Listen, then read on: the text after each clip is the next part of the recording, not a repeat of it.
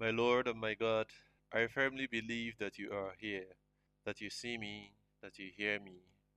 I adore you with profound reverence. I ask your pardon for my sins and grace to make this time of prayer fruitful. My Immaculate Mother, Saint Joseph, my Father and Lord, my guardian angel, intercede for me. I'll go straight to read the Gospel of today, taking from Mark chapter 6. He went away from there and came to his own country, and his disciples followed him. And on the Sabbath he began to teach in the synagogue, and many who heard him were astonished, saying, Where did this man get all this? What is the wisdom given to him? What mighty works are wrought by his hands? Is not this the carpenter, the son of Mary, and brother of James, and Joseph, and Judas, and Simon? And are not his sisters here with us? And they took offense at him. And Jesus said to them, A prophet is not without honor, except in his own country, and among his own kin, and in his own house. And he could do no mighty work there, except that he laid his hands upon a few sick people and healed them. And he marveled because of their unbelief. And he went about among the villages, teaching. Well, at the beginning of this gospel, on getting to know Jesus, that you come to your own country, I feel moved once more, reflecting on the mystery of the incarnation. That you have a base, that you have a home, that you come to your own people, homecoming. I have to remind us to make one, if you happen to have relocated or to have moved to a new home and you haven't yet commemorated this movement by inviting a priest, a minister, or a deacon for a blessing, please do that soon. I'm moved by the words that introduce this short ceremony. When Christ took flesh through the Blessed Virgin Mary, he made his home with us. Let us now pray that he will enter this home and bless it with his presence. Well, it's so nice. Jesus, you're one of us.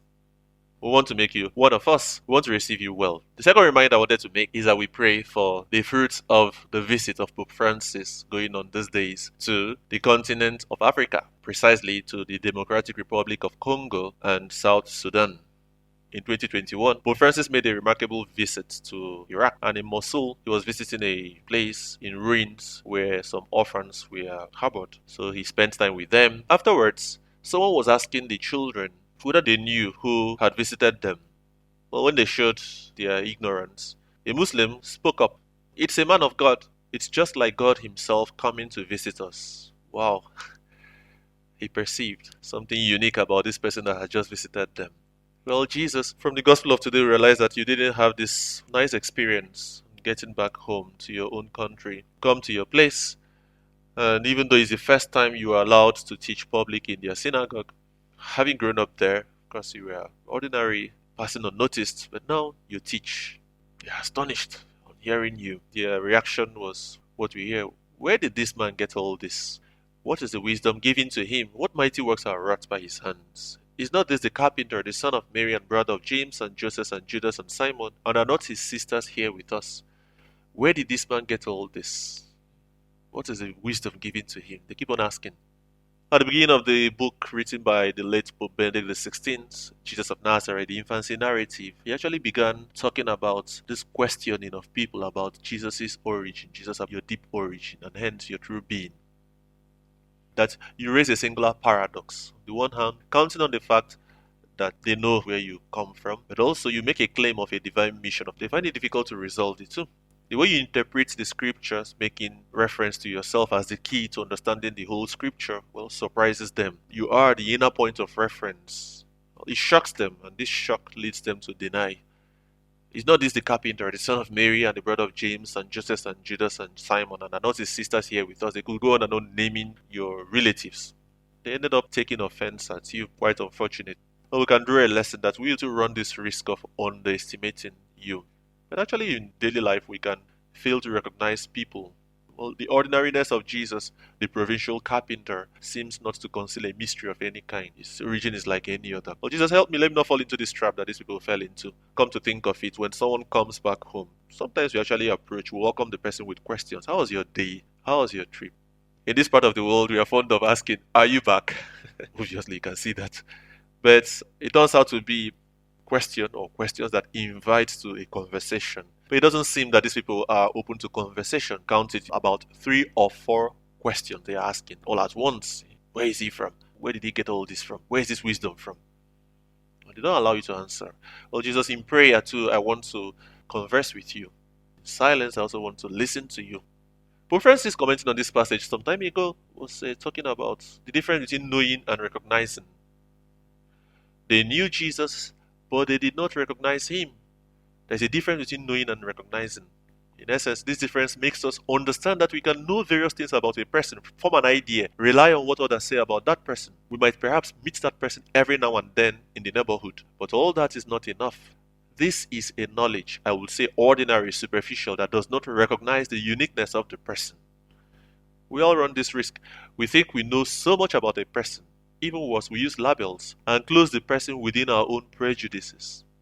Sometimes we ask questions that are biased, or not opening up to the person's answer to get to share the interior of the person, but rather to confirm our biases. It's an offense against someone.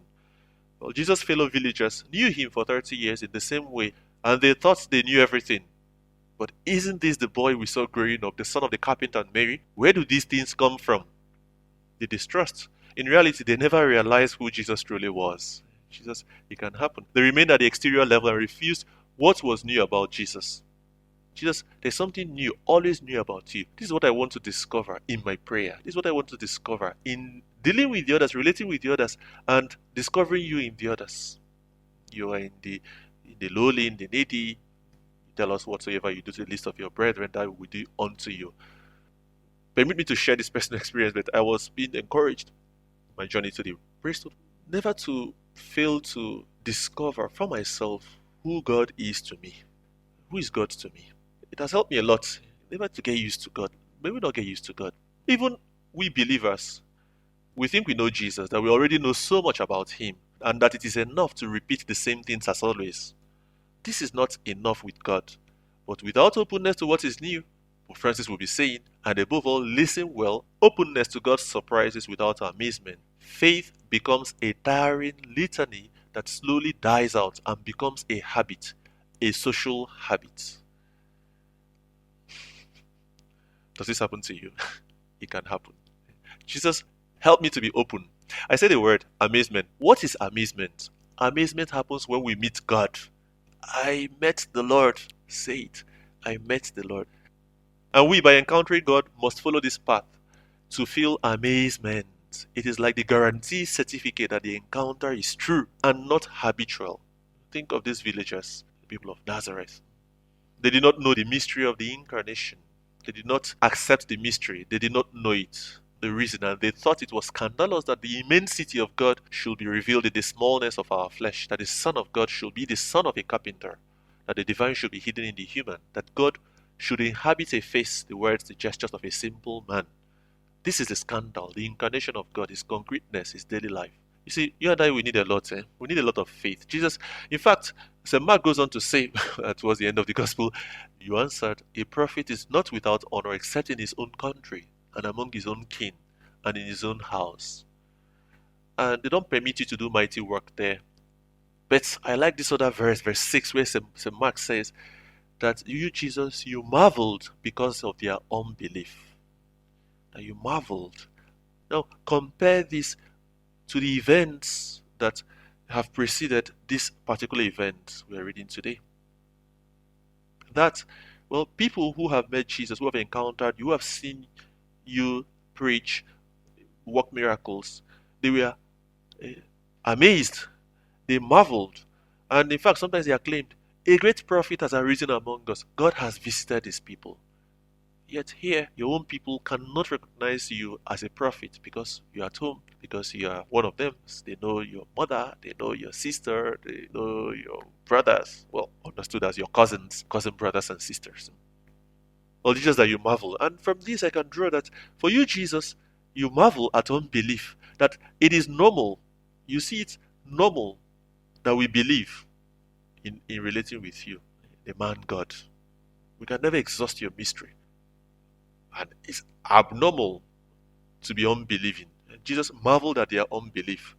And yes, St. Mark will go on to say that you went about among the villages teaching realizing that there's an immense work of getting people to believe that is yet to be done. As a disciple, I want to also follow, proclaiming the faith. Let us go spreading the faith. Jesus, to get people to believe. It's abnormal for God to see us unbelieving, to see us getting used to Him, to make faith, our religion, a social habit. Now may we ask God today to feel amazed, to be amazed. Now in prayer, let us ask Our Lady, who welcomed the mystery of God in her daily life in Nazareth, for eyes and hearts free of prejudices and to have eyes open to be amazed. Lord, that we might meet you. And when we encounter the Lord, there is this amazement. We meet Him in the normal, eyes open to God's surprises at His humble and hidden presence in daily life. I thank you, my God, for the good resolutions, affections, and the inspirations which you have communicated to me in this meditation. I ask your help to put them into effect. My Immaculate Mother, Saint Joseph, my Father and Lord, my guardian angel, intercede for me.